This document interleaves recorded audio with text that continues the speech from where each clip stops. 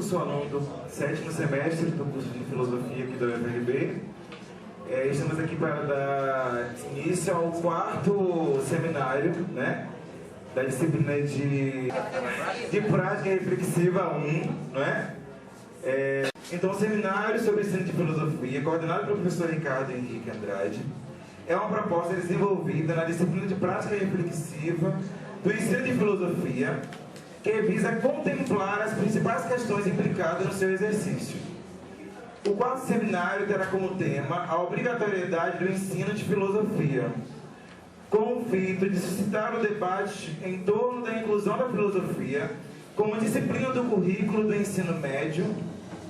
Esse seminário pretende problematizar algumas questões em torno da sua obrigatoriedade, tais como as expectativas sociais quanto ao papel da filosofia no ensino médio, como garantir as especificidades da filosofia nesse contexto, como deverá ser a formação dos profissionais que irão ministrar essa disciplina, quais conteúdos que podem estruturar esse ensino e, principalmente, o que significa a obrigatoriedade deste ensino e como justificá-la filosoficamente e, principalmente, os conteúdos que podem estruturar esse ensino. Né? Antes de compor a mesa de abertura, eu acho que não dá para começar uma discussão, um debate tão importante como esse, sem um pouco de arte, né? E aí eu trago uma figura interessante aqui, que acho que é conhecida da maioria, que tem um texto que me agrada muito, eu acho que pode agradar algumas pessoas também. Tô bem de cima para poder cair. Tô dividindo para poder sobrar, desperdiçando para poder faltar, devagarinho para poder caber, bem de leve para perdoar. Tô estudando para saber ignorar. Eu tô aqui comendo para vomitar. Eu tô te explicando para te confundir.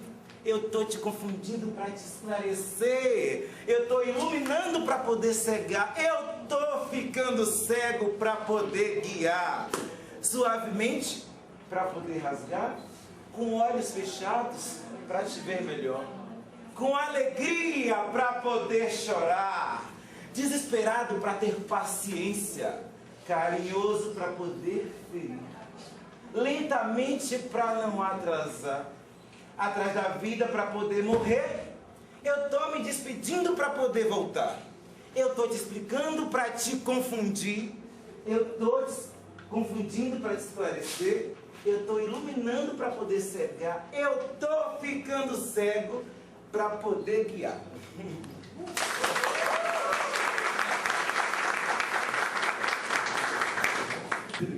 Então, para que possamos dar continuidade ao evento, né, vamos montar agora a mesa institucional.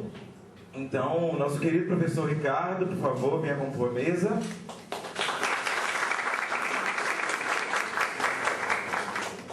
Nossa coordenadora do curso de filosofia, a professora Denise Magalhães, por favor. Nosso diretor, né, professor Clarivaldo, por favor, também.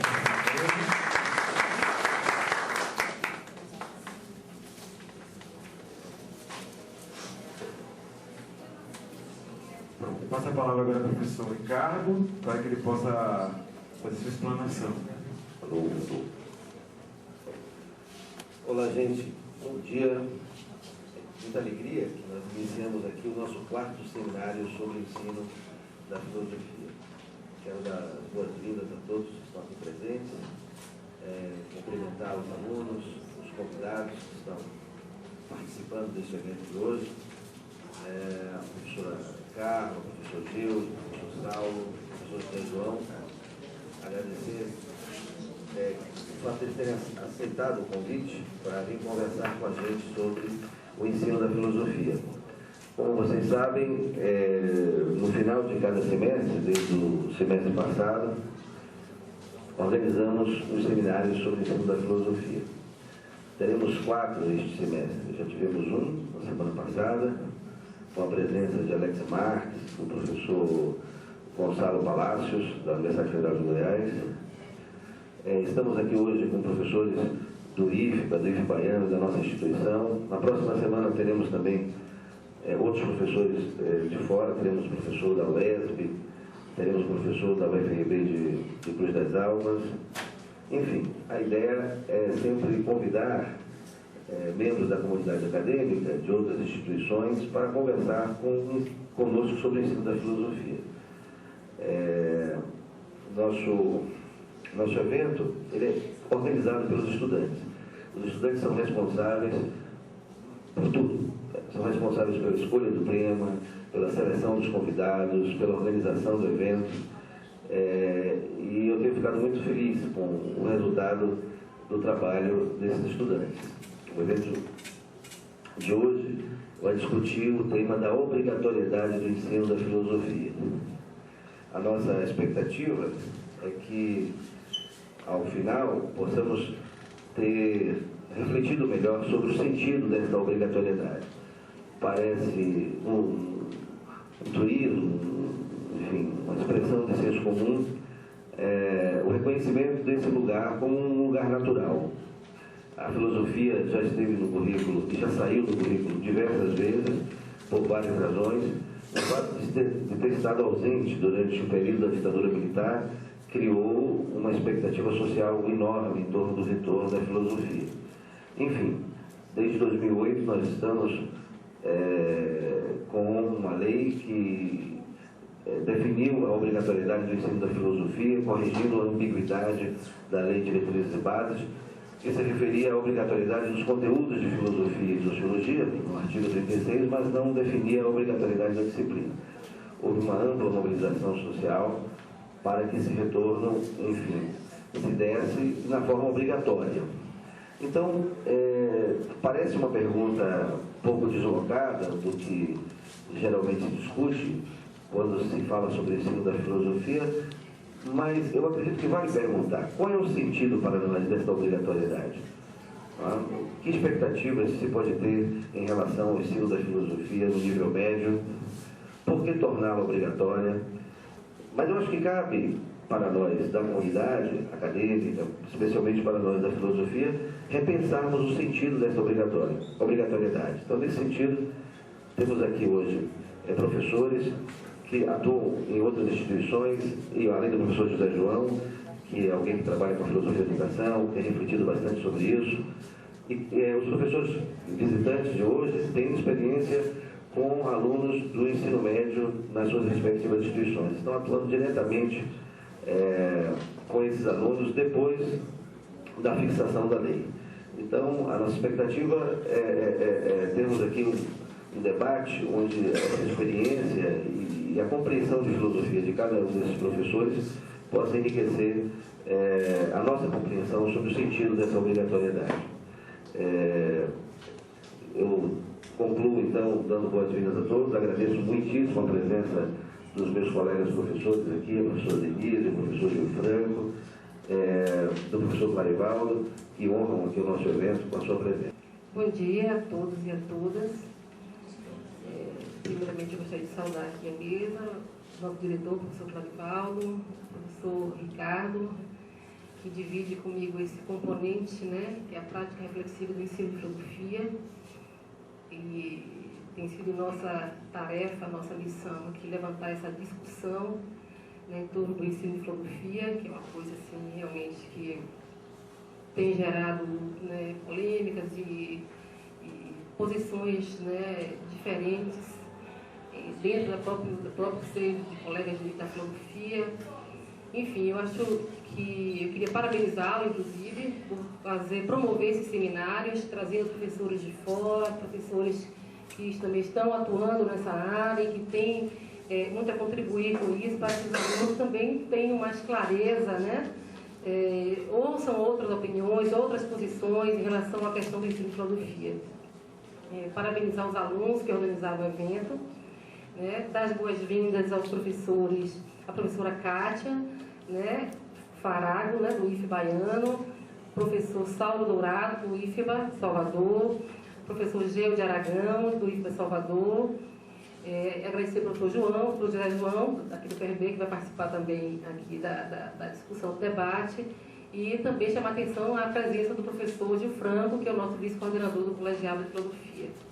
A questão do ensino de filosofia, da obrigatoriedade foi uma questão que era obrigatório, deixou de ser obrigatório, ficou nesse vai e vem, mas eu sempre me pergunto e coloco meus alunos, né, até que ponto, né, a importância da filosofia no ensino médio, ou até agora, como já está começando o ensino fundamental em muitos estados, né, não é até mais importante, talvez até, do que da academia, onde as pessoas já sabem o que querem estudar filosofia, vão ser professores de filosofia, ou pesquisadores de filosofia. Né? Eu penso que talvez o ensino da filosofia levar esse campo do saber para os adolescentes, para as crianças, né, os jovens do ensino fundamental, talvez seja uma oportunidade que eles nunca mais terão na vida, aqueles que optarem por outros campos de saber, por outros caminhos, outras profissões. Né? Então, eu acho importante, né, a gente pensar, refletir sobre isso.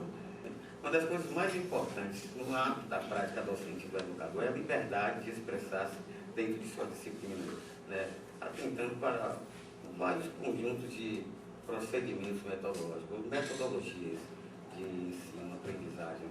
E aí eu resisto à importância desse tipo de atividade, esse ciclo de seminários, né, e parabenizando mais uma vez o professor Ricardo por promover isso aí. Isso é aquilo que chamamos de currículo oculto. Eu acho uma das atividades mais importantes para o aprendizado do aluno. E eu observei que vocês estão hábeis nisso aí, né? Isso realmente é uma forma de consolidar o aprendizado. É muito melhor daquela prática clássica do quadro e o giz. Não. Invistam no esforço, façam funcionar. E eu observei o professor Ricardo, ele bota lá, eu vou fazer com meus alunos também. Olha, vou usar esse tipo também. Na química nós, infelizmente, não utilizamos isso. A química, vamos só o quadro, o cálculo está aí, vamos resolver o cálculo. Quando podemos colocar o aluno para refletir o que é que aquele cálculo tem que ser resolvido, de onde ele surgiu, para que é que ele serve. Né? Então, são práticas reflexivas. Refletir sobre aquilo, para quê, onde aplicar. Então, nesse momento aqui, veja que tudo é um momento de aprendizado. Né? E eu também estou aprendendo, participando de uma mesa e vendo a importância de um tipo de atividade desse, contido em uma disciplina que já tem uma sua ementa já pré-elaborada, da qual não podemos fugir, porque faz parte do projeto pedagógico, mas contanto que o professor tenha total liberdade de como passar aquele assunto e o que tratar. Né? Nisto aí destaca-se a versatilidade e a liberdade do professor em ministrar o seu conteúdo disciplinar. Então, nisso eu parabenizo a todos os alunos, promotores desse evento. Então, para que possamos dar continuidade ao evento, né, presente, né, a professora Cátia Farago, é graduada em Filosofia pela Universidade Federal do Paraná e em Direito pelo Centro Universitário de Curitiba. É especialista em Ciências Criminais pelo Praetorium Instituto de Ensino, Pesquisa e Atividades de Extensão em Direito. É mestre em Sociologia pela Universidade Federal do Paraná, onde foi professora colaboradora no Departamento de Teorias e Fundamentos da Educação da disciplina de Filosofia da Educação. Atualmente é doutoranda em Sociologia pela UFPR, em fase de defesa. As pesquisas que vem desenvolvendo no momento englobam a área do Direito, Filosofia e Sociologia. Professora, seja bem-vinda. Gostaria de convidar para compor a mesa o professor Geo de Aragão. Professor Geo, possui mestrado em Filosofia pela Universidade Federal da Bahia, bacharel e licenciado em Filosofia pela Universidade Federal da Bahia. Atualmente é professor do Ensino Básico, Técnico e Tecnológico do Instituto Federal de Educação, Ciência e Tecnologia da Bahia, IFBA, Campus Salvador. Além de ser ex-diretor de Formação e Experimentação Educacional do Instituto Anísio Teixeira, pela Secretaria da Educação do Estado da Bahia, SEC. Seja bem-vindo, professor Geo. Em seguida, convidamos o professor Saulo Dourado. Receba nosso cumprimento.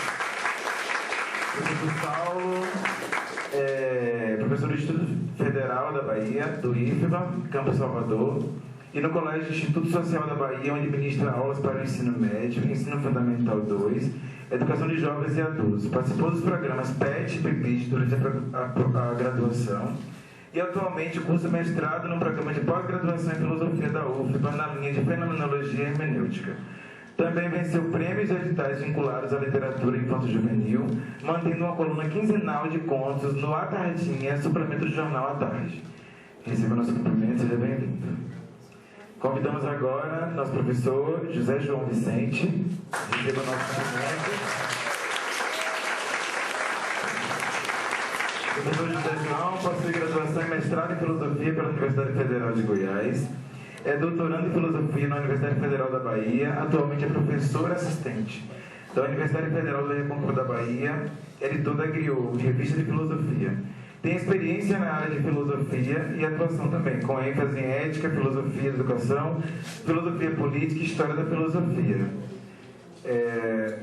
Gostaria de convidar também Reinaldo, né, nosso mediador, para que compõe a mesa.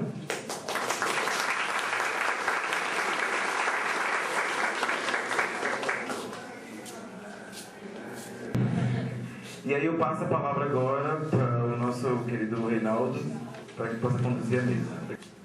Bom dia. Eu gostaria de saudar mais uma vez, em nome da turma do sexto semestre de Filosofia, os professores José João, professor Saulo, professor Gilde e professora Kátia, e todos os alunos aqui presentes e professores também. E eu vou passar a oportunidade do professor José João. Bom dia a todos, né?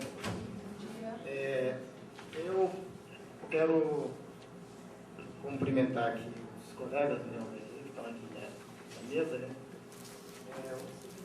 O Gilde, o Saulo, que eu já conhecia, e Kátia. E também eu quero antes parabenizar aqui o professor Ricardo pela iniciativa do evento, né? E pela coordenação também. Mas eu quero também dar um parabéns especial, né, para os estudantes que organizaram esses eventos, né? E eu digo parabéns também ao Ricardo pela iniciativa e parabenizo ele também pela possibilidade, ou por permitir que os estudantes fizessem essa organização de modo livre. Isso é fundamental para a filosofia, né? Bom, eu confesso que quando eu recebi o convite, que eu vi o nome, a palavra obrigatoriedade de filosofia, ensino de filosofia, eu achei um pouco estranho, eu fiquei um pouco assustado, porque eu disse, poxa, eu que sempre falo de liberdade, e aí me chamam para falar de obrigatoriedade. Mas depois eu percebi que o que estava, na verdade, em causa, né? E aí eu pensei, bom, às vezes eu tenho que falar de lei, mas também eu pensei que a gente discute a lei e a lei muda e muda para a lei novamente. Então, aí eu fiquei um pouco assim na dúvida se isso, na verdade, a gente tem que discutir. Então, a palavra obrigatoriedade, como eu já disse, do ponto de vista de filosofia, ela soa estranha e um tanto inaceitável. Afinal, filosofia alinha-se com não obrigatoriedade, com o uso livre e autônomo da razão, e tem mais, a filosofia gosta de correr risco. Tá? E gosta de correr risco. Já o mesmo, talvez, não se pode dizer do direito da lei. Mas isso é compreensível. A lei, muitas vezes, é criada e aplicada para atender certos interesses. Nesse sentido, precisa de certa obrigatoriedade para poder ser acatada, e às vezes ela aparece e desaparece de acordo com a situação. Por esse mesmo motivo, a história do ensino da filosofia, né, sob essa ótica da lei, se resume também no Brasil na presença e na ausência. Ou seja, ela nunca foi linear. De todo modo, do ponto de vista legal, isto é, a obrigatoriedade do ensino de filosofia como disciplina do currículo no ensino médio triunfou, se assim podemos dizer, em 2008, com a aprovação da Lei 11.684, de 2 de junho, que que alterou a Lei 9.394, de 20 de dezembro de 1996. Nesse sentido, em termos da lei, essa obrigatoriedade já é uma realidade no Brasil, mas não uma garantia de continuação. Como disse anterior, quando se trata de lei, algo pode aparecer e desaparecer dependendo de vários fatores. Bom, o que preocupa quando algo é obrigatório são os sagrados programas com suas normas, seus caminhos e objetivos que, infelizmente, eu digo infelizmente, nem sempre vão de encontro à natureza daquilo que é obrigado. Muitas vezes, os programas costumam apresentar aspectos infelizes. Ao invés de se constituírem em faróis, se transformam em obstáculos. Assim, a obrigatoriedade do ensino de filosofia, por exemplo, engessado em seus currículos, objetivos e manuais sagrados e predeterminados, pode ser entendido simplesmente como uma legislação sobre a filosofia. Isso é importante. E para não agir contra a lei, para não correr o risco, esse ensino pode se transformar no ensino da filosofia legal e nem sempre da filosofia. Por isso, a existência obrigatória da filosofia como disciplina no ensino médio não significa necessariamente avanço no uso livre e autônomo da razão ou na produção filosófica. Do mesmo modo, a sua não obrigatoriedade não é condição necessária para sua banalização e escuridão mental, ou que nossos jovens estariam condenados a uma servidão dócil. Por exemplo, países como Alemanha e Estados Unidos, nos quais a filosofia não é uma disciplina obrigatória no ensino médio, a filosofia, desempenha, no entanto, um papel de relevo na vida cultural. São países cuja produção filosófica influencia a filosofia a nível mundial.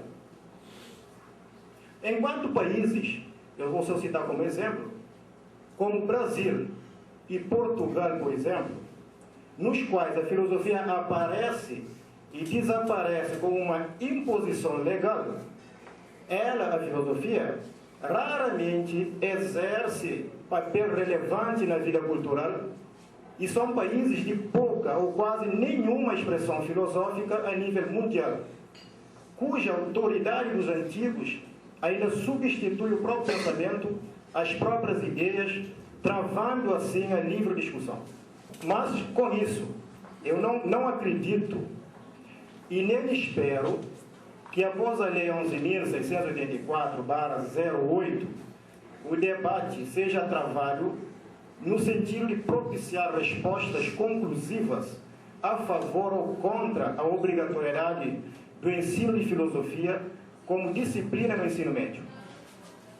É hora de pensar em como lidar com essa realidade, como garanti-la e, se for preciso, ampliá-la.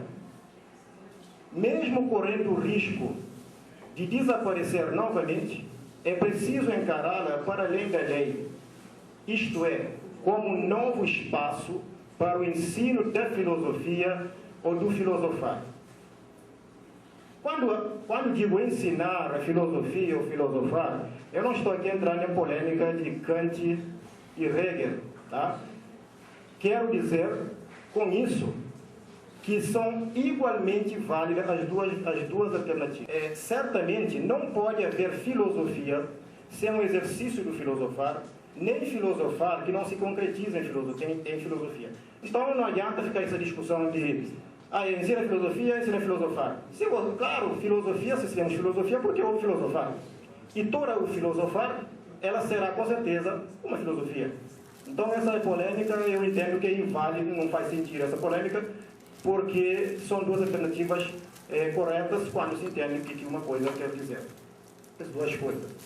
Para que esse novo espaço permaneça, é necessário não apenas uma luta jurídica, mas uma postura filosófica que faça dele o lugar da filosofia. Isso deve ser preocupação de todos nós. Para isso, é importante revermos o tipo de formação dada àqueles que diretamente lidarão com essa nova realidade. Certamente, é preciso cuidado para que o ensino de filosofia não torne ou permaneça um simples exercício de memorização acrítica, baseado na transmissão dos conhecimentos já prontos, sem discuti-los e sem dar as chances aos estudantes para que eles possam discutir a sua validade ou não. Nenhuma autoridade deve substituir as próprias ideias. Isso é pretender evitar o caráter aberto da filosofia. Bom, é pretender também que esse novo espaço se transforme em um lugar de desilusão e desprezo pela filosofia, pautado basicamente em obediência às normas e em simples leituras dos sistemas correntes e ou conteúdos dos sagrados manuais, que serão decorados para as provas esquecidas em seguida. O ensino de filosofia não pode limitar-se em relatar corretamente as ideias dos filósofos ou dos manuais como se fossem oráculos da verdade. É preciso saber se eles têm razão ou não e por quê. É preciso discutir os problemas, os argumentos, as teorias. É a discussão livre das ideias que dá vida à filosofia e a faz caminhar ativamente, que é o que vocês estão propondo aqui. Por isso que eu estou dizendo que é importante, porque a discussão sempre é importante em filosofia, né? Apesar de muitas pessoas ainda não se acostumarem com isso, né? Quando essa discussão encontra-se ausente, a filosofia também estará ausente. Não há filosofia sem a discussão. Portanto, não se ensina e nem se faz filosofia pela submissão ou repetição simplesmente. Certamente, em nenhum espaço possível, seja ensino médio, seja universidade, seja onde você quiser, um texto, por exemplo, será explicado ou discutido suas ideias e problemas, repetido simplesmente numa linguagem evidentemente menos bela que a do autor, o que nele está contido, ou através de uma admiração declamatória. Por exemplo, não se explica o cogito ergo sum de Descartes, limitando-se a dizer, bem, Descartes se apercebeu pensando, então ele se diz, uma vez que eu penso, eu portanto sou. Pois, evidentemente, se eu não pensasse, nunca poderia saber que sou. E sei muito bem que penso, logo estou certo do que sou. Não é, provavelmente que isso não explica nada. Mas pode se confundir. Ou então dizer simplesmente, como são profundas essas linhas, eis como bem se caracteriza a marca do gênio de Descartes. Nunca se escreveu um pensamento mais profundo. Eu entendo que emocionar com uma bela página é normal, mas o entusiasmo não substitui a explicação e a discussão. A filosofia, em nenhum espaço possível, dispensa atividade do pensamento. Ela é uma ação que não cessa, que não paralisa. Por isso, para ensiná-la, é preciso ser fiel a esse tipo de experiência no pensamento. Ensinar, repetindo apenas o produto, entre aspas, do filosofar, é agir contra a própria filosofia, é ser infiel à sua natureza e à sua história. É necessário, portanto, que se faça a própria experiência para que seja possível possibilitar ao estudante fazer ele mesmo a experiência do pensamento. Pois quem pensa segundo a opinião alheia está longe de ser um homem livre e capaz de discutir livremente as ideias, os problemas, seja no ensino médio, na universidade ou em qualquer outro lugar. Não quero com isso dizer, em hipótese alguma, que devemos ignorar a história da filosofia de mais de 2 milênios e meio. Nem mesmo os primeiros filósofos ignoraram aquilo que já existia. Quem conhece a história dos primeiros filósofos, dos pré-socráticos, né, sabem que eles não ignoraram os mitos. Né? Não ignoraram nunca, e os mitos também nem foram ignorados até o Platão ainda. Ok? Bom, mas certamente é contra a filosofia manter-se submisso à sua história numa repetição contínua e a crítica seja sob a capa de qualquer um de seus personagens.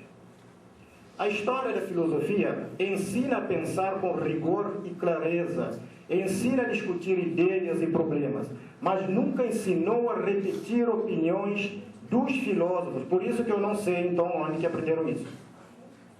Porque a história da filosofia é o que nós baseamos praticamente para conhecer. E eu não conheço a história da filosofia ensinar ninguém a fazer isso. Ou a fazer simplesmente comentários históricos de textos filosóficos. Só para você ter uma ideia, Aristóteles, Descartes ou Kant, por exemplo, defenderam suas próprias ideias e procuraram, sim, eventualmente, refutar ou melhorar as ideias dos seus antecessores. Por isso fizeram filosofia. É a discussão livre das ideias ou seja, é a discussão livre das ideias que vive a filosofia. Os pré-socráticos discordavam uns dos outros. Sócrates discordava deles. Aristóteles discordava de Platão. Descartes de Aristóteles. Kant discutiu as ideias de Hume e Hegel as de Kant. Arendt discordava de algumas ideias de Heidegger. É preciso que fique claro, então, filosofia não é religião. Não precisa rezar, não precisa ser fiel necessariamente aos antigos e toda vez que tenho que rezar. É preciso respeitar, mas não é uma questão, eu não vou falar nada contra, porque, na verdade, se eu falar alguma coisa contra, eu estaria, digamos, agindo de forma absurda, posso ser condenado por isso. Não é isso, tá? Mas é preciso estudar bem, é preciso rigor também nos estudos, para que a gente possa falar. Quando eu digo isso, eu estou dizendo que você agora vai ficar xingando todo mundo, é isso, né? É que, na verdade, eu estou chamando a atenção que é preciso ler os clássicos, é preciso ler a história da filosofia e ler bem, tá? Para que a gente possa ter condições de aprender com eles, para que assim podemos discutir os problemas que eles levantaram e saber se eles estão ou não certos. Então, sem o movimento do pensamento, sem a discussão livre das ideias, sejam elas pertencentes a quem quer que seja, teremos repetição à crítica das ideias dos filósofos, comentários de textos filosóficos, mas não teremos filosofia.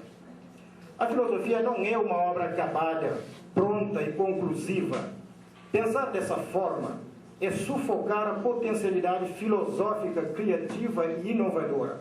Assim, para quem se preocupa com a filosofia, seu interesse pelo seu passado deve ser traduzido no interesse pela atividade do pensamento de seus personagens presente em seus escritos, mais concretamente, pelo movimento do espírito em direção a uma descoberta ou uma procura de algo, pelos problemas que discutiram, para que seja possível aprender a pensar com eles no sentido de clareza e rigor, e estar na condição de discutir com eles, pois a filosofia deve se manter e seguir viva e ativa.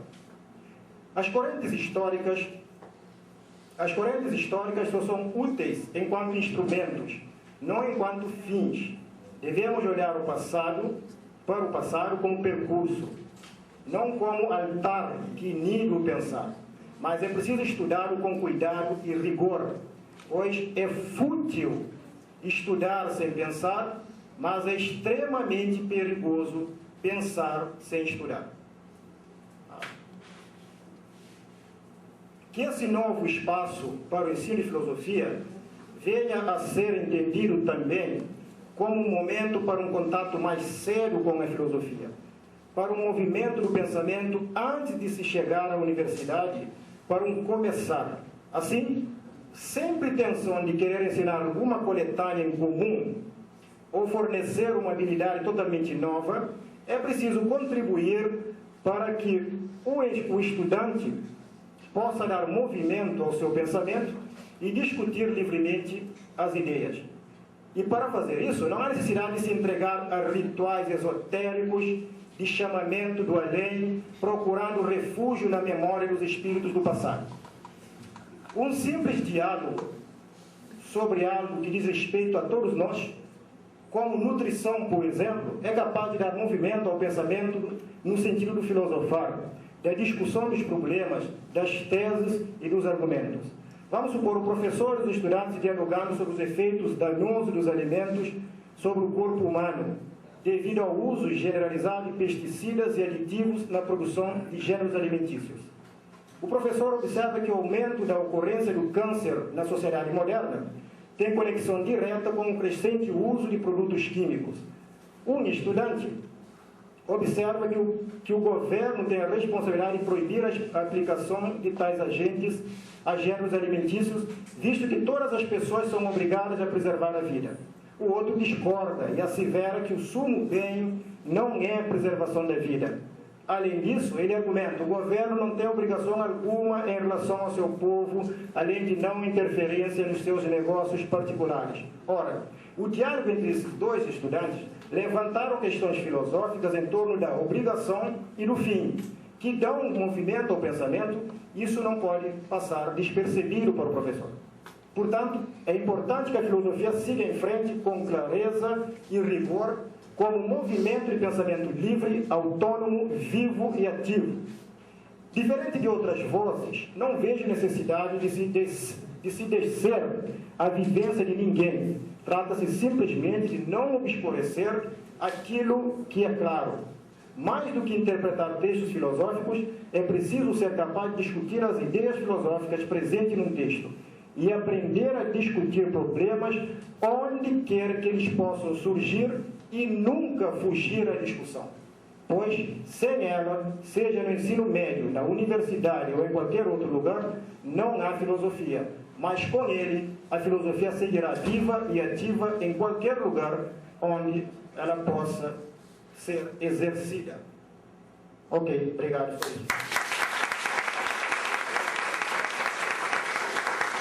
Muito obrigado, professor João. Agora eu vou ceder a oportunidade ao professor Saulo Dourado. Por favor. Bom dia. Cumprimento, então, todos vocês, juntamente com os professores aqui convidados, colegas de mesa. Em especial, agradeço ao convite, né, por estar aqui. Professor Ricardo, aos alunos, fico feliz porque... E agradeço, assim, especialmente aos estudantes que receberam, assim, enquanto visitante, eu agradeço pela generosidade e pelo cuidado, né? Porque essa característica, esse calor, que acho que faz nós, baianos, estarmos e além, né? Estarmos um pouco aqui e além. E sobre esse além, estar e além, é que eu gostaria de tratar ao falar do tema do ensino da filosofia. Essa obrigatoriedade. Eu trouxe um exemplo para ilustrar esse percurso do ensino da filosofia. Eu trouxe um exemplo da ciência, na verdade, para pensarmos a partir disso. Tem um professor da Harvard, um pesquisador, nesse exato momento, agora mesmo, ele está fazendo uma pesquisa com nanotecnologia, microbiologia, genética sintética, tantas categorias. Né? Ele, na área de medicina e de biologia, em que ele faz o seguinte procedimento. Ele descobriu, assim, ele viu na nanotecnologia que um chip, um bit, armazena muitas informações, como sabemos, armazenar no pendrive, no computador, que ali dados são armazenados. E um gene também. Um gene do corpo humano armazena informações que são carregadas por hereditariedade. O que o que ele viu foi que, assim, pensou, e se armazenássemos o que armazenamos em pendrives e computadores num gene? E ele testou e pior, deu certo. Ele publicou na revista Science, em agosto de 2012, o resultado disso. E ele assim descreveu, mais ou menos, o resumo desse artigo, é que a informação digital se reúne em um espantoso padrão, o que força na habilidade de armazená-lo e arquivá-lo. O DNA também. Logo, eu posso armazenar uma coisa na outra. O que ele conseguiu foi o desenvolvimento de novas tecnologias, tanto em síntese ou sequenciamento de DNA, tornou cada vez mais viável para o processamento de dados digitais. Nós desenvolvemos uma estratégia de codificar arbitrariamente informação digital no DNA. Esse projeto, que ele batizou como Regênesis,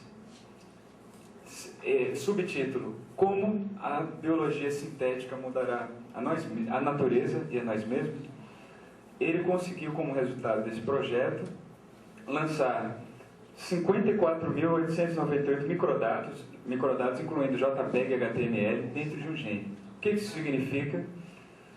Que seria possível, talvez, colocar, assim, primeiro num gene, talvez num corpo humano, implementar dados já prontos sobre, e assim, claro, isso seria um futuro muito grande dessa pesquisa, que esses dados conseguissem ser imediatamente lidos pelo corpo humano.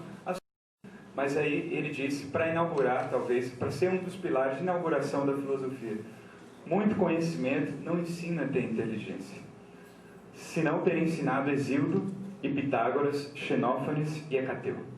Algumas traduções colocam: muito conhecimento não ensinaria a ter sabedoria. Essa é a distinção em conhecimento e sabedoria. Porque como é que a gente coloca essa distinção? Por que ele distingue isso? Para justamente inaugurar essa busca pelo saber. O que ele considera como sabedoria? E a palavra filósofos, nos fragmentos dele, aparece justamente assim: é preciso que de muitas coisas sejam inquiridores os homens amantes da sabedoria, ou seja, os filósofos. É traduzido. Então, no caso, ele criticou aqueles que tinham muito conhecimento, não necessariamente os colocou como aqueles que seriam os amantes da sabedoria. Esses são os inquiridores. E nisso a gente pode aterrissar diretamente aqui, no Brasil, nesse contexto, nessas leis, nesse diálogo entre conhecimento e sabedoria, em que nós nos pomos na escola, os filósofos na escola, em que justamente isso é como quase que se espera dentro dos parâmetros curriculares, ou como se coloca, como é que imaginaram que a filosofia iria cumprir dentro da escola no momento em que ela pisasse lá. E aí, passem, por favor. Nas orientações curriculares, vejam, lembrando Heráclito, lembrando primeiro George Church, nas orientações curriculares para o ensino médio do MEC está dito o que se espera da disciplina de filosofia. E é assim, o primeiro parágrafo, é só acessar lá, introdução, o que é que eles querem? A filosofia deve ser tratada como disciplina obrigatória no ensino médio, pois isso é condição para que ela possa integrar com sucesso projetos transversais. E nesse nível de ensino, com as outras disciplinas, contribuir para o pleno desenvolvimento do educando. É curioso, isso já está no destaque desde o princípio. É como se ela fosse chegar para ser quase aquela que agregasse, aquela que organizasse, aquela que desse forma, aquela que desse questionamento àquilo que já está dado, aquilo que fizesse outras ligações. O professor João José? Pronto, perfeito, José. Isso. O professor José lembrou num debate que seria uma discussão sobre a questão de química, que é sobre os agrotóxicos, etc. Você utiliza aquilo como dado, é possível utilizar aquilo como dado, mas imediatamente se problematiza. Por que o governo não faz nada em relação a isso daqui? Às vezes, parece que existem os conhecimentos dados, né? E até para o futuro nós podemos perguntar nisso. Que conhecimentos, sim, e qual conhecimento é que eu legitimaria quando tivesse já instalado em mim, no meu DNA, todo o conhecimento humano, qual dos conhecimentos eu diria que deva ser o conhecimento que eu gostaria de adotar? Eu tenho todos, mas qual é o conhecimento que é de fato conhecimento, vamos dizer assim? E aí nisso entra o velho Heráclito, o de eu inquirir, a inauguração da filosofia, inquirir, questionar, problematizar. Você pode pegar assim, hoje, por exemplo, a própria ciência, como se não tivesse isso na ciência, isso tem também. Se você olha um problema como o aquecimento global, só um terço dos cientistas vai dizer para você que isso é uma ação humana que está colocando em risco a camada de ozônio, etc, etc. Isso é uma parte dos cientistas. Isso é um conhecimento, mas é uma parte do conhecimento. Outros alegam que isso é um movimento inexorável da Terra. Que ia acontecer mesmo você com seu chuveiro elétrico 20 minutos ou não. E outros já dizem que o aquecimento global não existe. Qual deles está certo? Só inquirindo. E aí, no caso, levando isso no próprio da filosofia, essa ideia de transversalidade, essa capacidade de inquirir, sejam quais questões, e continuar sendo ela própria. Aproveitar-se de outras questões para entrar na sua própria e ser, ao mesmo tempo, essas outras questões e a sua inaugural. Nesse caso, no objetivo da filosofia nas orientações, tem justamente esse aspecto dessa correlação, desse modo, de uma atitude, que é assim que está escrito, na página 29. A capacidade de análise, de reconstrução racional e de crítica, a partir da compreensão de que tomar posições diante de textos propostas de qualquer tipo, assim, os objetivos da filosofia no ensino médio. O que a filosofia deve alcançar, digamos assim? O que seria, para o MEC, que se a filosofia fizesse, faria da melhor excelência? E ele disse, seria fazer com que um aluno tivesse a capacidade de análise, de reconstrução racional e de crítica, a partir da compreensão de que tomar posições diante de textos, propostas de qualquer tipo, e emitir opiniões acerca deles, que é um pressuposto indispensável para o exercício da cidadania. Na fala anterior, o professor lembrou dessa palavra, e de fato, colocaram para nós, enquanto missão maior, essa palavra cidadania. Isso o MEC registra como se a chegada da filosofia e também da sociologia fossem a contribuição para esse papel político também, esse questionamento, esse olhar para um texto e não apenas instalar esse texto, não apenas sugar, prender esse texto, mas seria, a partir dele, sempre ir além, né? Nesse caso, é assim que se dá a lei, assim, a lei é colocada desse modo, a lei é colocada desse modo e a gente pode, claro, a partir de um elemento dado, que é uma lei, que é isso que nos põe como condição para sermos professores de filosofia, nós podemos, com isso também, falar sobre isso, inquirir e tentar entendê-la ou colocar uma nova compreensão a partir desses elementos. E a gente pode, assim, ver que no papel disso tudo é o inquirir. Parece essa associação que é a própria da filosofia, esse chamado para a filosofia é do que ela mais tem de próprio, que é questionar e problematizar o conhecimento, compreendê-lo e torná-lo a compreender a ponto de ser sempre novo conhecimento. Uma coisa que eu perguntei pergunto também a vocês, quando eu fiz esse exemplo do conhecimento versus sabedoria, ou do conhecimento no futuro que seria já dado a todos os humanos, imagine se todos vocês tivessem isso já instalado no DNA de vocês, todo o conhecimento humano. Eu sei inglês, eu sei francês. Não existe isso, todos vocês sabem. Todos vocês têm esse conhecimento, todos vocês têm todo o conhecimento que existe. E aí, bom, o que distingue cada um de vocês a partir de agora? O que tudo pararia aí? Como é que as coisas continuariam se isso já fosse totalmente dado? E aí, no caso, até pode-se fazer a pergunta, pronto, todos têm o mesmo conhecimento, então todos, enfim, farão todas as coisas melhores para o mundo, conviverão bem uns com os outros, terão todas as decisões éticas da melhor envergadura. E vocês, se responderem sim, então o conhecimento basta.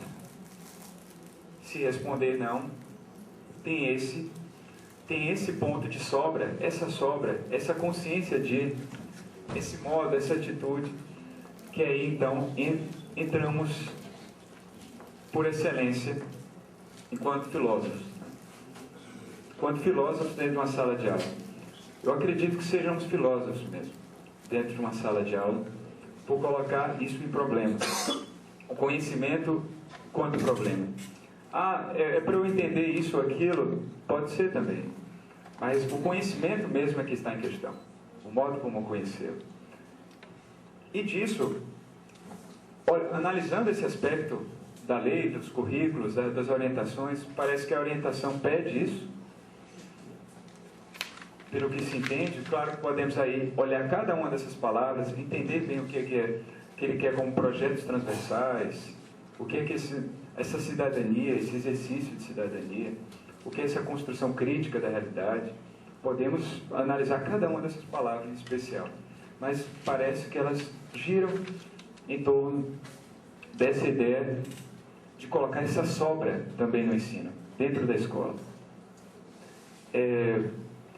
Alguns professores chegam a me dizer que, algumas escolas dizem que há uma sorte na filosofia, de estar quase à margem, de não ser aquela que vai ser a que vai ser cobrada de um modo, ou vai ser aquela que o menino precisa decorar de um modo, e que pode, com essa margem, se movimentar melhor. Isso eu escutei uma vez uma opinião e fiquei pensando bastante sobre isso, sobre o que é esse estar na sobra do conhecimento, ser um problematizador disso. Deixo para vocês também. E aí, nisso, eu gostaria, na verdade, de colocar dois aspectos dentro dessa nossa roda. Esse outro aspecto também que eu acho relevante, porque, bom, eu acompanhei isso de perto, vivi, acho que isso também, a própria questão existencial de ser um professor de filosofia. Por que eu seria um agente desse futuro? Por que mesmo eu me tornaria um professor de filosofia na educação básica? Por que eu tenho que cumprir essa lei? Sim, a lei está aí, não sou eu que vou cumprir. Ora, vão cumprir todos vocês, menos eu. Tenho outra coisa a fazer. Por que eu entraria na escola? Por que eu não me tornaria um professor de filosofia na educação básica? Porque seria mais fácil emendar a pós-graduação. É mais vantajoso. Olha, uma bolsa de mestrado equivale a 15 horas de sala de aula numa escola boa. Estou calculando R$20 de hora-aula. Sim, mas 15 horas, 12 em sala de aula, tem 3 de coordenação pedagógica. Sim, em filosofia, cada hora-aula significa uma turma. Tem isso. Isso é o número de alunos mesmo. Isso é quantidade também. Então, ao mesmo tempo que eu estou com 15 horas, estou com 15 turmas. Se eu tenho 25 horas, tenho 25 turmas. Isso, já. Como assim? Aí eu posso colocar também os problemas que se escuta dentro de uma escola, que eu enfrento quando eu entro, enfim, na escola. Digamos, decidi não, nada disso, é escola mesmo. E aí, a função dela na prática, muitas vezes ministrada por professores de diferentes matérias, não porque às vezes eles desejem muito isso, mas existe o seguinte problema: existe uma carga horária a cumprir e eles preferem cumprir numa escola só do que em 3. Então, o professor de artes, para cumprir a carga horária dele, às vezes ele precisa estar em 4 escolas. Em vez de estar em 4 escolas, ele está em 2, ensinando artes e filosofia. E assim, enfrenta, além de, para ser um professor de filosofia, enfrentar os impasses próprios de ser um professor numa escola. Tem esses pontos. Se eu tomo essa lei como ponto de partida, recuperando então, como a gente falou no início, o velho Heráclito. Se eu entendo que todas essas questões que levantei, como problemas, como que estamos lidando enquanto situação, eles são gerados a partir de um ponto de partida, mas, quanto origem, quanto início, a lei da obrigatoriedade de filosofia é um início, e nós podemos colocar, mas é um início então que eu estou sujeito a cumprir. É uma lei que está originada lá atrás, algumas pessoas que eu nem conheço assinaram, e eu vou ter que cumprir. Mas, se a gente lembra o sentido de origem para os pré-socráticos, mais uma vez, arqué, né? Não é um ponto de partida que ficou no passado. É um princípio permanente de eclosão. E aí o fragmento de Heráclito, pois comum é princípio e fim em periferia de círculo.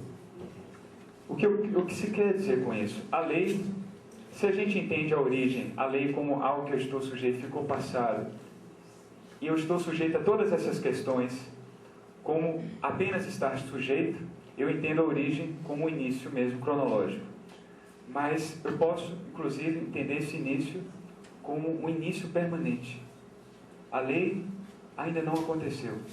A lei ainda está por vir. A lei já foi escrita e ainda será escrita. E não serão aqueles homens no gabinete que escreveram. Talvez seja eu mesmo que escreva. Nisso, esse slide, sim, a lei da obrigatoriedade da filosofia é um princípio. Não está na caneta de homens do passado, é assinada e refeita por cada um dos agentes. Regênese, né? Como o título do projeto do cientista inaugural, do primeiro, mas adotando quase ironicamente essa ideia, então, de que tudo ainda pode estar, todos esses problemas que são colocados, toda essa questão do ensino de filosofia, não é algo que está atrás mesmo. É algo que está no futuro, está por vir, e é algo que está sendo feito imediatamente. E eu acho que é só nisso, nessa abertura, é que tudo isso pode ainda ser feito e refeito. Okay? Então, obrigado. Muito obrigado, professor Saulo. Gostaria de passar a palavra para o professor Gil de Aragão, por favor. Bom dia a todos e todas. Queria agradecer, claro, pelo convite, sobretudo aos 16 integrantes, o professor José João já citou o nome de cada um, e também ao professor Ricardo Andrade, com quem eu convivi por um tempo na Secretaria de Educação do Estado da Bahia, e também como colega, enfim, quando professores substitutos da UFBA, né, na época em que ainda não havia obrigatoriedade, né, do ensino de filosofia. E o que fazer com essa obrigatoriedade? Essa é a grande questão que me veio à cabeça quando eu fui convidado a falar de um tema que certamente vocês discutem desde o primeiro dia que entraram aqui, não é verdade?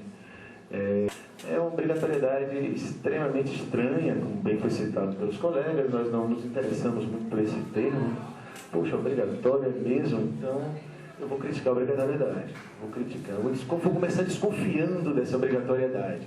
Afinal de contas, desconfiar é algo que nos é muito caro, né? Agora, para que então filosofia no ensino médio? E essa é a pergunta. É uma resposta um pouco apressada, mas eu ainda não consegui contestá-la a ponto de abandoná-la. A impressão que eu tenho de que ao menos a escola tem a obrigação de assegurar aos jovens um tempo, com hora marcada para começar, hora marcada para terminar, mas de exercitar isso que é a crítica, né?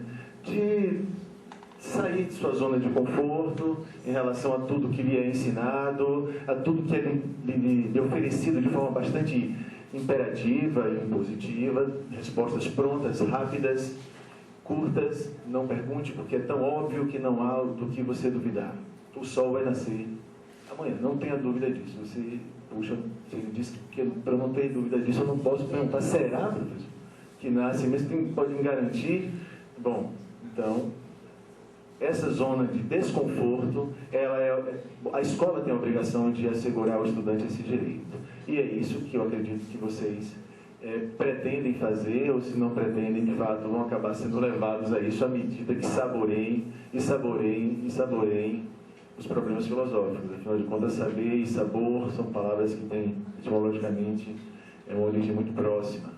Então, saboreando a história do pensamento ocidental e a própria história da filosofia, certamente vocês vão ser levados até mesmo a duvidar de muito do que está ali. E, incomodados com isso, vão provocar esse tipo de crise, né, que vai gerar crítica a esses meninos que não são apáticos, que, bom, eles têm uma série de questões que, e principalmente dada essa revolução tecnológica, né, da informação e da comunicação, que são mais sedutoras para eles do que uma sala de aula, um professor, uma aula expositiva, ou até apresentando um conteúdo através de um vídeo ou de música, mas tem muita coisa que o dispersa. Né? Eles brincam com eles dizendo assim: vocês são os ocupados, quando tudo que há de mais precioso é o direito ao ócio. Nós já percebemos um elemento aí interessante. Com a chegada de novos professores efetivos na instituição, e isso é muito importante, porque enquanto não se efetiva num cargo público de um professor, normalmente os professores das privadas não é garantia. Você tem que dar aula em 5 instituições, 4 instituições. Então, quando você consegue se concentrar em uma só instituição, você tem mais tempo de cumprir com aqueles pré-requisitos que são essenciais a um professor de filosofia, não só professor de filosofia em todas as áreas, né? Pontualidade, assiduidade e compromisso. É humanamente possível fazer isso. Então, hoje nós temos um cenário de estudantes que abominam a disciplina filosofia no 4º ano. Por quê? Porque as lacunas que eles tiveram no ensino da filosofia, por uma série de professores que entravam e saíam porque conseguiam um trabalho melhor, um substituto, são imensas. Então, eles abominam essa história de filosofia, sem deixar de lembrar que ainda há um ranço, né, do período da ditadura, que filosofia é coisa de maluco, é coisa de quem não tem o que fazer, simplesmente porque você se dedica a um ócio criativo. Né? Já foi citado aqui os parâmetros curriculares nacionais, que eles destacam um elemento importante citar, que é a formação de consciências críticas e criativas, né, capazes de gerar respostas adequadas a problemas atuais e a situações novas. E a Lei 11.864, ela fala basicamente que é obrigatório e pronto. Né? Lá no artigo 36, como citou o professor Ricardo. E aí, Vinci, nós vamos à questão: de que filosofia nós estamos falando? Quando surge a máxima, o homem é a medida de todas as coisas, das que são enquanto são, das que não são enquanto não são, o Sócrates diz: olha só, o Protágoras está evidenciando que com o discurso eu posso fazer e dizer qualquer coisa, inclusive manipular pessoas para que elas permitam que eu decida como elas devem agir. E como é que eu faço isso? Um belo discurso, uma boa oratória, um crítico disso sabe que funciona bem, um bom discurso por pessoas que estão autorizadas a falar, né? Que é aquela clássica ponte que eu faço com o ditado que tem lá da ditadura sobre o achar, né? Um amigo meu achou demais, acharam ele e ele nunca mais foi achado. Então, quando você fala, você tem que estar autorizado a falar, senão você corre o risco que o Sócrates correu, pagou com a vida, não é verdade? Então, desconfiado desse uso que é possível ser feito, né, do discurso, o Sócrates tenta resgatar um compromisso ético com o discurso. Ele diz: olha, vamos tentar resgatar o compromisso ético com o discurso. Conhece-te a ti mesmo e conhecerás os deuses e o universo. Pronto. O problema agora se torna antropológico. Conhece o homem e conhecerá a verdade. E o Sócrates exercita isso ao ponto de, na apologia, que vocês conhecem bem, manter a sua crítica à postura do Senado e, óbvio, paga com a vida por um simples fato. ele utilizou o discurso agora não com o objetivo de agradar a todos, pegando a ponte aí do professor José João. O objetivo não era agradar, o objetivo era dizer aquilo que ele acreditava que era coerente. Pronto. E cada qual se perguntasse, isso foi dito pelo grande sábio Sócrates, ele dizia, tudo que sei é que nada sei. Não é verdade? Sou sábio justamente porque não saio por aí discursando e dizendo que sou sábio. É desses que vocês devem desconfiar. Claro que o Platão sistematiza isso de uma maneira muito interessante e tem aquele clássico objetivo de fundar uma academia para quê? Para criar novos Sócrates. Nunca consegui fazer isso. Óbvio, e Aristóteles vem e com toda a sua crítica também sistematiza tudo que já havia sido pensado de uma forma bastante interessante, e esse pensamento, esse modo de ensino construído por Aristóteles é adotado por quem? Por Alexandre, o Grande, quando do helenismo, aquele período em que os próprios atenienses se tornaram apólides. E aí é que eu chego à questão do estudante que hoje é um apólide, aquele que não se interessa por política porque não acredita, mas desconfia, mas não se interessa, é indiferente. Ou seja, o que ele herdou desse período chamado helenismo, que tem esse nome justamente porque Hélade era o nome anterior da Grécia, e porque o Alexandre copia, busca o modelo de um conterrâneo, o Sagirita, o macedônico também, o Aristóteles, e diz, olha, esse é um modo mais didático de formar súditos. E aí, aquele que conhecia a polideia, ou seja, a verdade da polis, que era o ateniense, que tinha o direito de falar, que tinha o direito de discursar, de dizer quem deve ou não, quem é ou não zoon politikon, porque era algo naturalizado, Isso se perde também com o helenismo, não existe mais o zoon politikon, o homem não nasce naturalmente para ser alguém da polis. Por quê? Porque agora não existe mais a polis, existe o que é cosmópolis. O cidadão da polis se torna um cosmopolita, um sujeito do mundo. E o grego puro, porque o Aristóteles era um pouco menos puro, porque era de outra região que não ali da Atenas, ele tem que conviver agora com outros sujeitos de outras culturas, de culturas completamente diferentes.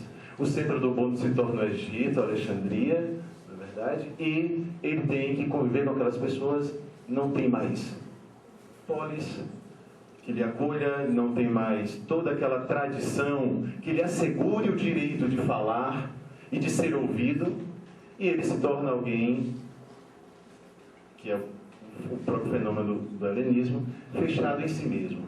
É o surgimento e a institucionalização do quê? Do indivíduo. Porque eu estou só no mundo. Eu fui abortado pela polis, eu fui jogado fora. E esse é o sujeito que nós temos, sobretudo hoje, aquele que não acredita na polis, porque a polis não lhe representa. Ao contrário, ela lhe oprime. Então, para que serve a filosofia dessa perspectiva? Essa é a questão. Como construir esse tipo de desconfiança que não resulte no relativismo ou na indiferença. Esse é o desafio do professor de filosofia. Então, o cidadão aí várias correntes, várias escolas, os estoicos, que defendem a apatia, a ausência do patos, da paixão pela política, não se interessam por isso. Tem os epicuristas e são os amáveis, na verdade, a ataraxia, a tranquilidade da alma, e eu vou conviver com pessoas pelas quais eu tenho alguma afinidade, os pequenos grupos, e também temos os mais radicais, os céticos, sobretudo o Pio, que se dedicam à afasia, nem falar. Quase retomando aquela história do Crátilo, que deixou de falar, só apontava para dizer o que as coisas eram. Então, é esse tipo de jovem que nós temos hoje, aquele que não se interessa em falar, não se interessa em escutar, mas que, se provocado a isso, tenho certeza que ele vai exercitar, no mínimo naqueles 50 minutos, em sala de aula, todo isso que ele faz tão bem quando ele deseja conquistar algo que ele considera que é direito seu, por exemplo, com alguém que ele sustenta. Que argumento formidável eles têm quando desejam conquistar o direito de jogar videogame até as 4 horas da manhã e convencer a quem ele sustenta de que aquilo deve ser assegurado ali. Puxa vida, eles constroem um discurso fantástico, extremamente crítico, ponderado, coerente. Então, quando a situação é crítica, quando eles estão em crise sobre determinado tema, eles se interessam, eles investigam e eles vão lá e constroem o seu próprio discurso. E aí o papel do professor chega, na minha opinião, à sua finalidade maior, que é a de contribuir para que eles construam, trilhem seu próprio caminho, porque desse modo nós os tornamos e nos tornamos não sábios, mas menos ignorantes. Eu acho que o grande desafio do uso da filosofia em sala de aula e na escola é fazer com que eles trilhem seu próprio caminho e se tornem, como nós, a cada turma, a cada ano letivo que é encerrado, nos tornamos menos ignorantes. Tá bom? Obrigado.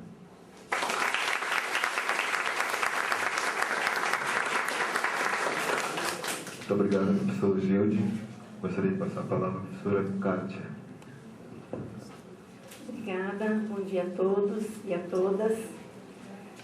Quase não resta nada a falar, né? A princípio dá essa impressão, né?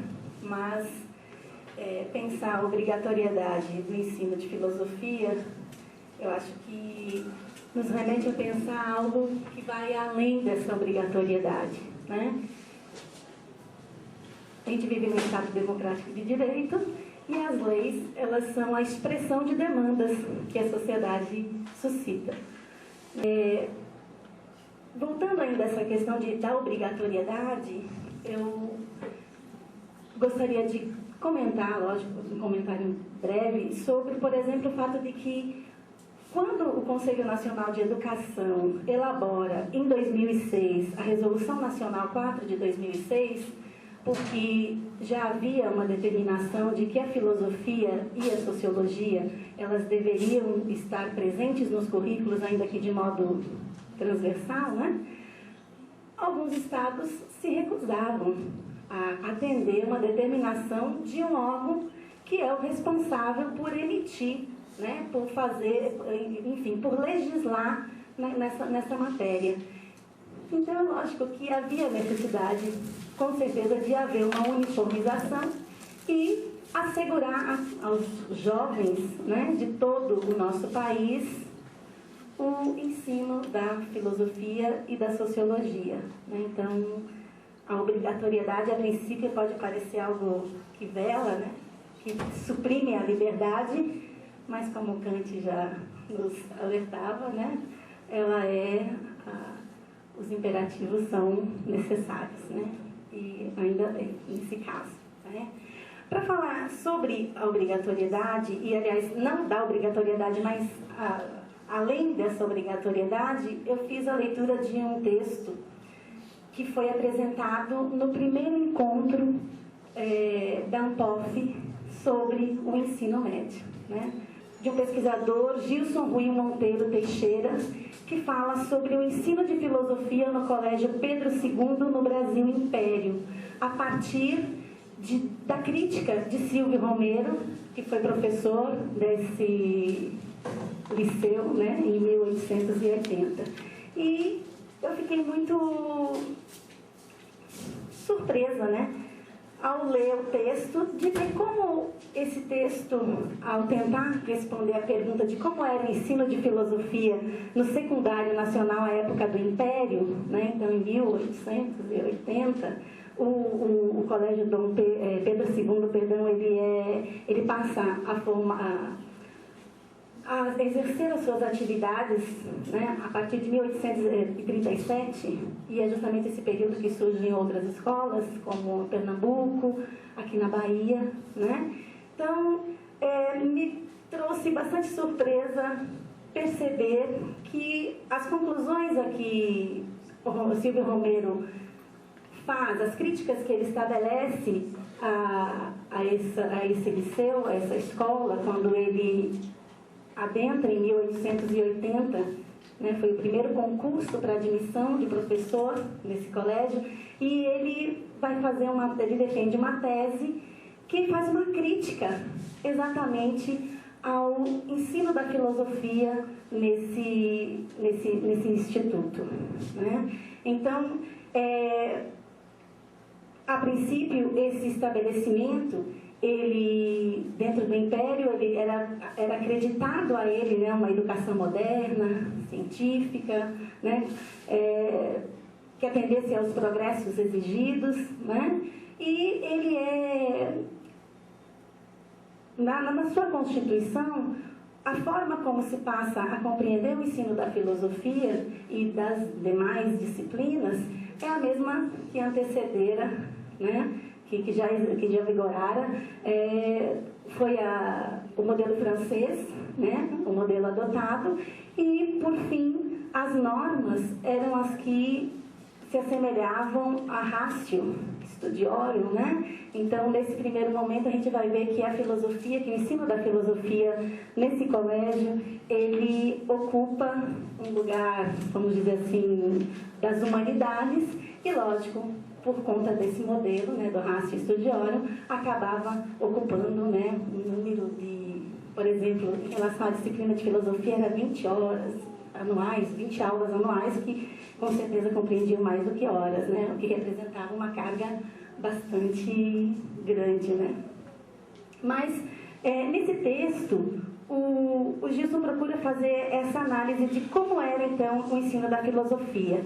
E, lógico que, no início, em 38, então, com essa característica, né, com esse modelo adotado do ratio studiorum, então, havia uma carga horária significativa, que vai reduzindo ao longo do tempo, na medida em que também o lugar da filosofia vai tomando uma outra, passa a atender uma outra, ter um olhar diferente a ela, né? Seria, por exemplo, em 80 ou antes ainda, a gente vai ter 1880, né? Um pouco nesses meados, nessas décadas, a gente vai ter a valorização do ensino das ciências, né? O positivismo, e aí, lógico que a filosofia, que inicialmente estava localizada dentro desse campo das humanidades, um número expressivo de aulas passa a ser reduzida, até porque passa também a ser compreendida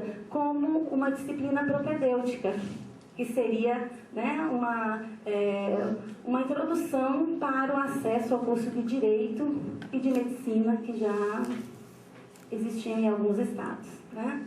Então, nessa medida, a disciplina vai ser submetida aos finais das séries, né, do secundário, e de 20 ela passa a ser reduzida para 6, né, 6 em um ano e 6 no outro, um total de 12 no máximo, né?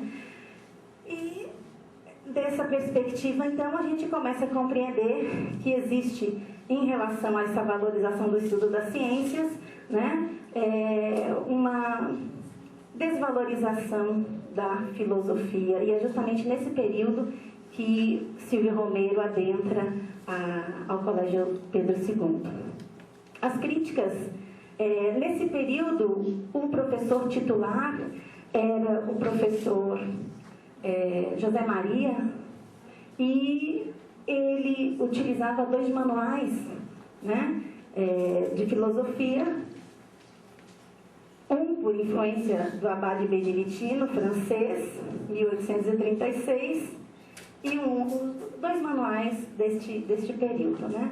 Então, na verdade, o que nós vamos ter aqui é o fato de que esse ensino de filosofia baseada em preceitos tomista, e também daquela perspectiva de que a filosofia, enquanto origem e fundamento das demais ciências, estabelecia uma relação com todas as ciências, né? Então uma postura de uma filosofia eclética, né?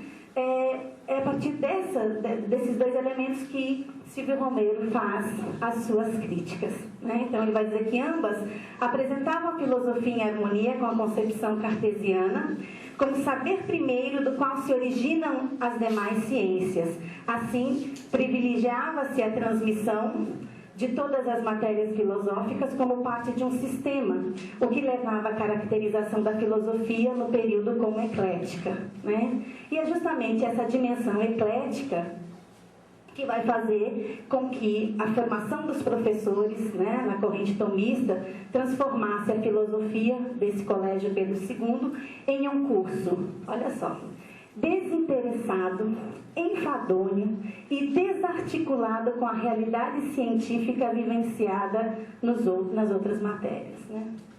Então, em 1880 já era assim, né? Ele dizia que isso acontecia justamente por conta dessa visão, né, dessa compreensão da filosofia enquanto uma disciplina eclética e por conta da influência tomista, mas também porque existia uma disposição de matérias do programa da época que revelavam o próprio desconhecimento da filosofia, né? Então, uma crítica ao programa desse período. A crítica que ele faz, então, sintetiza não só os problemas pela compreensão equivocada do ensino de filosofia na época, como também desvelam os problemas do ensino médio, né, ou antigamente ensino secundário, como um todo. Apresentam o ensino de filosofia várias correntes, né, ou escolas filosóficas, da antiguidade até Kant, numa perspectiva eclética, com certa hegemonia tomista decorrente da prática do professor José Santamaria, né, do Amaral, por quase todo esse período e por quem Silvio Romero trava algumas discussões, né? Ele propunha um currículo de filosofia baseado sobretudo na lógica, né? Por conta, provavelmente, né, dessa influência das ciências, do positivismo, enfim.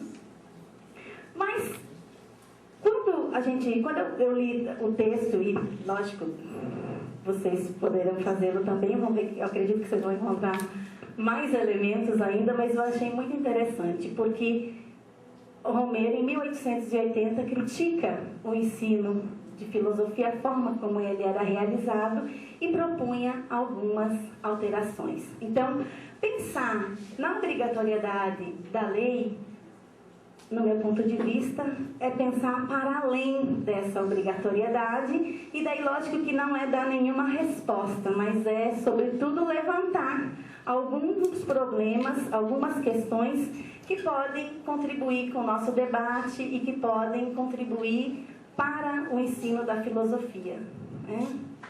Então, eu tentei levantar algumas indagações, né? Então, qual a contribuição da filosofia no processo de formação dos adolescentes, né? Os adolescentes, né? Tem uma música cheia do Chorão, não lembro, mas que fala lá que o que dizem do jovem no Brasil, né, não pode ser levado a sério, porque eu também prefiro pensar que, apesar dessa falta de interesse, não sei se dá para dizer assim, existe todo um conjunto de condições que a gente tem que estar analisando, e eu acredito que o nosso jovem, ele tem ele é um filósofo, como a criança, né? É um filósofo por natureza, e cabe agora a nós, né, que às vezes nos sentimos impotentes, né, porque não tivemos uma formação adequada, né? A minha formação, por exemplo, no ensino médio não tive filosofia nem sociologia, né? Depois, na universidade, a minha universidade onde eu me graduei, é o Reduto Uspiano, né? Então, filosofia, licenciatura em filosofia é uma atividade menor, né? Atividade de segunda, o must, né, é ser o bacharel, o pesquisador, né? Então, não houve, assim, uma preocupação da academia, né, do curso de filosofia em estar pensando nessa, não gosto de usar essa expressão, mas a mão de obra mesmo, né? Que é o professor de filosofia. E na universidade onde eu me graduei também, quem abraçou essa atividade de pensar o ensino da filosofia acabou sendo o curso de pedagogia, né? O curso da educação. Então a gente vai ter muito trabalho dessa área sobre, né, os saberes necessários ao professor da filosofia, o que implica um currículo de filosofia, né? Enfim, acabou-se. Nós, filósofos, não fizemos essa reflexão, estamos começando a fazer agora de modo meio tardio, né? Haja vista que a ANPOF mesmo, só no último congresso, no último encontro, dedicou uma atenção especial a essa temática, né? Qual o lugar da reflexão filosófica dentro do espaço escolar? Né? Como é que ele existe? E no nosso caso, que estamos numa instituição de formação técnica, né? Profissional, é complicadíssimo, porque você rema quase só. Primeiro, pelo número escasso de professores que existem, pela diminuição da disciplina, né, muito pequena, 1 hora a aula, você tem que trabalhar em todas as turmas do Instituto. Existia, que eu achava que era uma vantagem antes, o nosso IFBA não tem curso superior, então a gente imaginava que lá na graduação, que é de licenciatura em Biologia e Geografia, a gente poderia estar trabalhando os fundamentos filosóficos, né, para que pudesse estar auxiliando, mas, para minha surpresa, agora foi fundamentos, que era de filosofia, uma disciplina, e a outra disciplina, que era fundamentos da sociologia, foram unificadas. Então, você tem que trabalhar em um semestre só fundamentos das duas áreas para quem vai ser professor, né? Eu acho bastante complicado, né? Até depois eu estava tão revoltada, eu falei assim, por que não tirou logo, né? Aí eu falei, Kátia, tem que tomar cuidado, porque dá revolta, né? Não tem jeito, né? Então a gente tem uma luta muito grande que passa, além de pensar o nosso fazer, né, enquanto professor, enquanto ensinar filosofia, ensinar a filosofar, vamos fazer isso através da história da filosofia, não, vamos trabalhar a filosofia clássica, puramente ela, com os textos, enfim, como é que a gente vai fazer tudo isso, né? Então é um desafio extremamente grande, frente inclusive a essa diminuição, né? A gente precisa se organizar e começar a se mobilizar e lutar, inclusive, né, para que vocês, futuros professores de filosofia, tenham uma qualidade melhor de trabalho, e isso, lógico, inclui, né, mais aulas de filosofia, no meu ponto de vista, né? Então, como é que está a formação dos professores de filosofia, da qual eu não me excluo, né, já que relatei aqui a vocês que, nessa perspectiva, também tive uma formação que foi deficitária, né, inicial, pelo menos, né? Depois a gente busca, vai atrás, mas uma formação que não levava em consideração que eu seria uma licenciada em filosofia, né? Então, a filosofia, o ensino de filosofia se inovou, se é que dá para pensar assim, né? Precisamos pensar que ela tem que se inovar, que ela tem que ser didática, né? Até porque os nossos professores de filosofia, desculpem, os professores presentes da academia, geralmente não são muito didáticos, né? E aí nem tem essa intenção, porque a filosofia não tem essa intenção. Mas o professor licenciado da filosofia que vai estar em sala de aula, né? Então, tem algumas questões que são extremamente importantes para a gente estar pensando, né? Então, há uma preocupação com a postura didático-pedagógica que implicaria mudanças epistemológicas, inclusive por parte dos professores, né? Então, é lógico que a gente tem... Acho que ninguém vai ficar discutindo se é necessária a filosofia no ensino médio. Eu não tenho dúvidas disso. Podem discutir, mas eu não tenho dúvida e não abro mão desse espaço. A filosofia e o jovem, e como a professora já comentou aqui no início, por que não, né? As crianças também tem que ter acesso, tem que ter o direito, né, de ter acesso às discussões, enfim, ao ensino da filosofia, né? Então, as questões de currículo, né, como alguns professores colocaram, a gente não tem, inclusive é essa justamente a crítica que Silvio Romero faz também, né, no Império, que o que acabava acontecendo com a filosofia é que ela se tornava uma enciclopédia, né? Ela tinha esse fito enciclopédico na medida que era um grande número, né, de correntes de pensadores, mas, né, e a gente que trabalha no Instituto Federal, que, né, tem aquela como objetivo final formar o técnico, a gente acaba então ficando, sempre se pergunta, né, por que a filosofia, né? A filosofia tem utilidade, né? É útil para quê, né? Então a gente tem que estar lutando, inclusive, contra essa mentalidade que não é de agora, né? Os militares reforçaram, né, a necessidade de estar formando uma mão de obra para o mercado, e essa realidade, esse posicionamento não foi alterado. A gente continua ainda, seja na escola técnica, nos IFES, né, nos institutos federais, seja na escola normal, a gente continua formando uma mão de obra, né? Então a gente precisa estar pensando nisso também e refletir sobre essas dificuldades que acabam se impondo. Entre esse gama de desafios, coloquei também o fato de que então é necessário a gente despertar o interesse nos estudantes do ensino médio, né? Tornar a filosofia interessante para que os alunos do ensino médio tenham mais prazer, né, em se identifiquem mais. Esse é o grande desafio também que a gente enfrenta, né?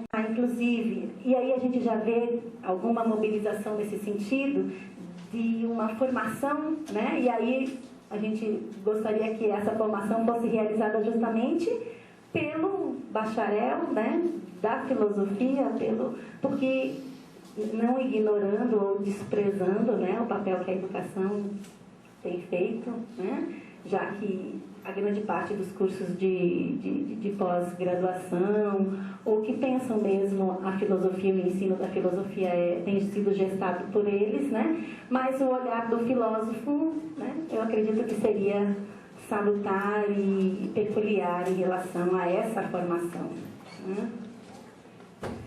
Então, apesar da filosofia possuir essa relação com a área da educação, o ensino de filosofia deveria ser objeto de estudo dos filósofos, né?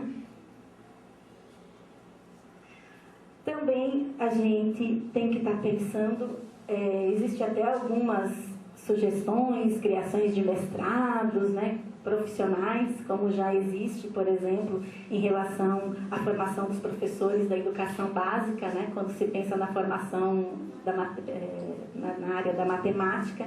Então, de repente, se pensar num mestrado ou em algum tipo de especialização que poderia estar sendo pensado exclusivamente para o professor licenciado em filosofia, né?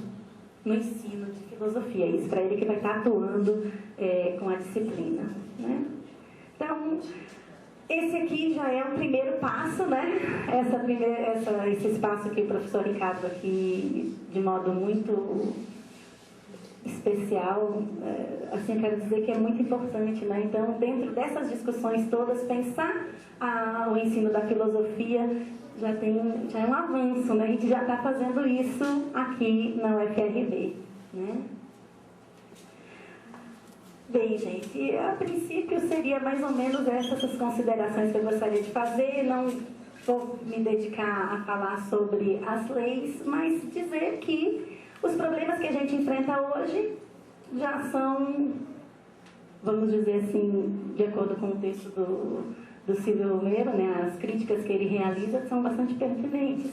A gente tem que tomar cuidado para não tornar a filosofia, de novo, para atender às exigências do mercado, do pessoal que vai estar se preparando para o vestibular, aquela coisa toda, e muitos cursinhos aí, muitas escolas particulares já conseguiram fazer um currículo, né? Dizendo que o menino tem que, em 1, 2 anos, saber de toda a história da filosofia, porque ele vai ser cobrado, inclusive, no vestibular, né? Os vestibulares já estão cobrando. Então, é toda uma atenção que a gente tem que ter em relação aos grandes problemas que a lei nos abre, né? Então, pensar a obrigatoriedade da lei é pensar além da obrigatoriedade, é pensar na formação, é pensar no despertar o interesse do aluno, enfim, a gente filosofar um pouco sobre como, né, como é que nós, licenciados em filosofia, estaremos tratando da filosofia, né?